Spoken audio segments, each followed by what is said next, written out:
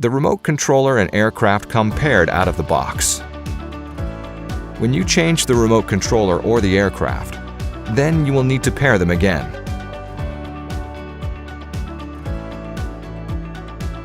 First, remove the gimbal guard. Next, power on the aircraft. Press the aircraft pairing button.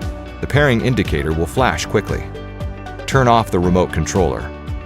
Then, press and hold the power button and go home button simultaneously for 2 seconds. You should hear a beep from the remote controller, indicating that the pairing is complete, and the remote controller screen will then display the flight status. Thank you for watching.